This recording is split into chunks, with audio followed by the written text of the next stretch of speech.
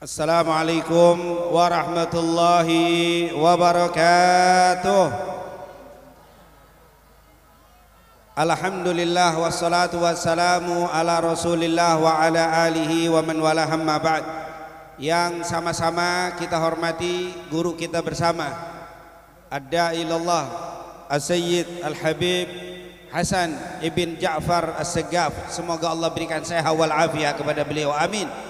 Dan juga tentunya kedua adik beliau Al-Habib Abdullah dan juga Al-Habib Qasim, semoga juga selalu diberikan sehat wal afiat, amin ya rabbal. Dan juga tentunya para habaib yang luar biasa cukup banyak hadir pada malam hari ini. Wabil khusus tadi yang telah memberikan nasihat kepada kita Al-Habib Yusuf dan juga Al-Habib Ahmad, dan insyaallah nanti juga akan kita dengarkan nasihat dari guru kita bersama, orang tua kita bersama, yaitu Kiai Haji Ainul Yagin. Semoga semua guru-guru kita dan para habaib, para kiai, orang tua kita dipanjangkan umur oleh Allah, diberikan sehat wal afiat, amin ya rabbal. Di dalam hadis yang diriwayatkan oleh Al-Imam Al-Bukhari, diriwayatkan oleh Umar ibn Khattab, beliau pernah mengatakan, inna rajulan ala ahdi Rasulillah sallallahu alaihi wasallam kana ismuhu Abdullah wa kana yulaqabu himaran. Kata Umar bin Khattab, dulu ada seorang laki-laki di masa Rasul sallallahu alaihi wasallam. Kana ismuh, namanya dia ini Abdullah. Kana yulaqabu himaran, suka dipanggil himar. Jadi panggilannya apa? Himar. Tahu himar artinya apa? Apa? Pandai, keledai. Jadi ini Abdullah ini suka dipanggil himar, dan Rasulullah pun tahu dan dibiarkan. Kata para ulama, ini menunjukkan lakop-lakop itu disuruh yang baik, tapi kalau ada lakop nama binatang tapi orangnya ridho, ya nggak apa-apa, namanya himar. Padahal namanya Abdullah tapi dipanggilnya apa? Himar. Karena ada orang-orang yang ngasih lakop-lakop yang artinya sebenarnya kurang bagus, tapi kalau dia ridho nggak masalah. Ini menunjukkan lakop itu tentunya disuruh yang bagus. Tapi ada, karena dulu juga sahabat ada yang namanya Iyad ibn Himar, ternyata ada juga yang namanya himar, keledai. Begitu juga kadang-kadang pengki, gentong, sapu, ya nggak apa-apa. Dan selama dia ridho dikasih nggak masalah namanya. Tapi sekarang kita udah kenal, udah punya guru, punya habaib, banyak kiai. Kalau punya anak mau ngasih nama, kan tanya mereka. Jangan dikasih nama-nama yang kurang bagus, yang artinya kayak tadi, ganti. Kalau ada punya anak, insya Allah yang belum punya anak dikasih rezeki, dikasih amanah oleh Allah, diberikan anak, amin.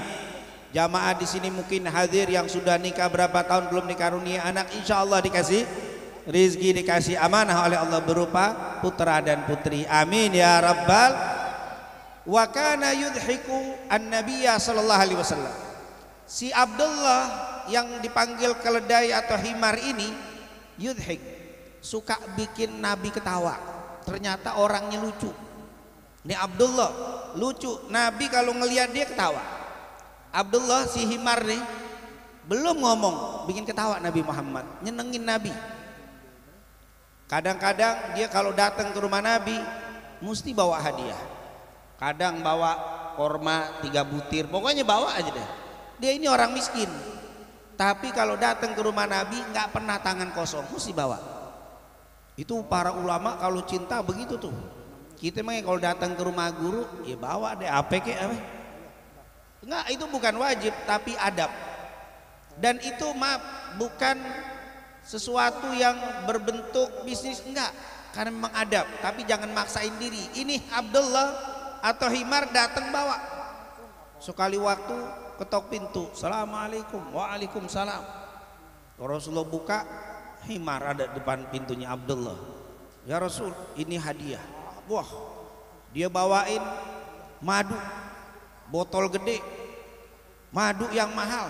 Kata Rasul, tumben nih Abdullah bawa hadiahnya gede, tumben nih himar bawa hadiahnya besar. Nabi masuk, setelah ngobrol selesai pulang Abdullah. Nggak lama datang, assalamualaikum. Waalaikumsalam. Dibuka, siapa? Bai'ul asal, saya tukang jual madu. Terus itu madu belum bayar ya Rasul. Astagfirullah, ternyata si himar ngambil madu di tuku, dia bilang ntar Nabi yang bayar. Begitu dikasih hadiah sama Nabi. Memang ini himar, kata Rasul senyum, nih himarnya Abdullah nih kerjaannya. Ternyata memang kalau kita lihat gaya hidup Nabi dan para sahabat itu tidak tegang, tidak stres. Ternyata santai saja mereka, rileks, hidupnya enak. Kalau duduk dengan sahabat, mereka tertawa, mereka tersenyum, dan Nabi itu tidak model stres. Makanya kalau ada orang, saya ustadz, saya yang memegang Quran dan sunnah gaya Nabi, tapi kok stres banget toh bang, duduk nggak ada senyumnya, kayaknya duduk sama dia gemeter. Kalau ngomong kayak kita sebagai yang dituduh atau sebagai pengadilan, wah ini salah. Ternyata Rasulullah begitu santainya. Oleh karena itu kalau kita duduk sama habaib atau kiai yang kenal habaib, jangan kaget kalau ceramah ada lucunya, mau udah biasa. Emang Nabi begitu, nggak terlalu tegang-tegang banget, enak ngikutin Rasulullah. Enak sekali ngikutin adab-adab yang mengikuti Rasul. Makanya coba lihat Bapak Ibu yang dimuliakan Allah, kalau kita hadir di majelisnya para habaib, rahat, santai. Kalau kadang-kadang ada kebuli, coba antum ngikutin majelis yang kayak nggak begitu, kagak ada kebuli. Boro-boro ada kebuli, Syahi aja nggak mau dia, karena zaman Nabi nggak pernah habis taklim dikeluarin kebuli. Ini dari mana? Makanya nggak mau, bukannya nggak punya duit, bukan pelit, nggak sunnah katanya. Jadi nggak ada makan. Jadi antum kalau taklim begitu bawa makanan sendiri. Kalau di tempat habaib, baca maulid selesai, gobuli keluar.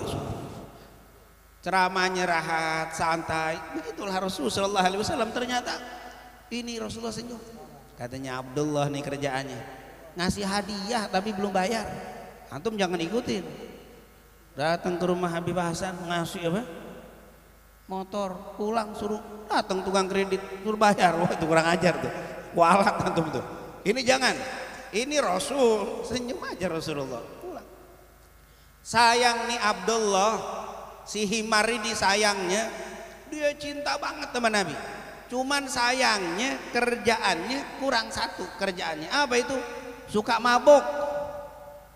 Mabuk, minum khamr. Kalau udah minum khamr teler deh. Wah parah nih Abdullah nih. Cinta sama Nabi tapi apa? Mabuk. Ternyata dia biasa mabuk zaman dulu. Pas kenal Islam ngikut Nabi, kebiasaannya nggak bisa hilang. Kalau kata orang sekarang udah apa? Kecanduan, mabuk. Akhirnya ketangkep.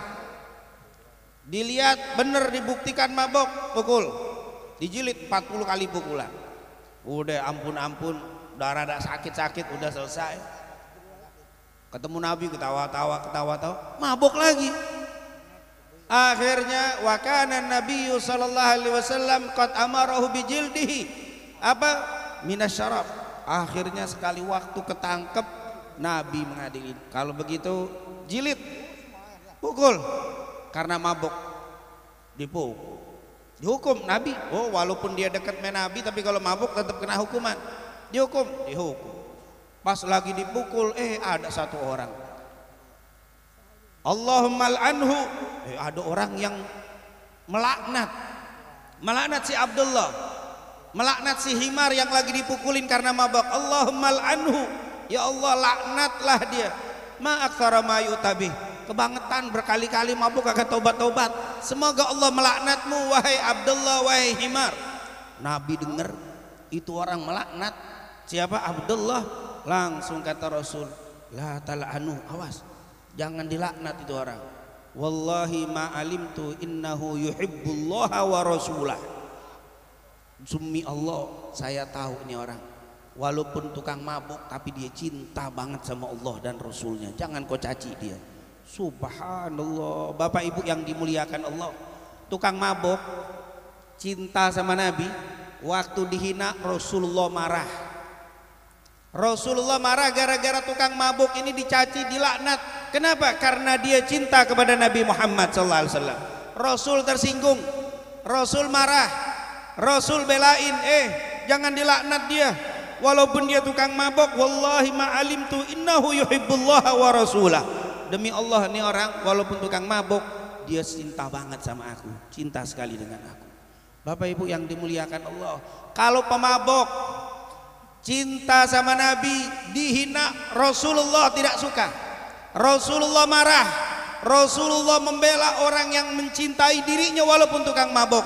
Bagaimana kalau kita sholatnya rajin? Bagaimana kalau kita sedekahnya rajin? Bagaimana kalau kita sering majelis taklim, lalu kita mencintai Nabi Muhammad? Apakah tidak tersinggung kalau ada yang mencaci kita?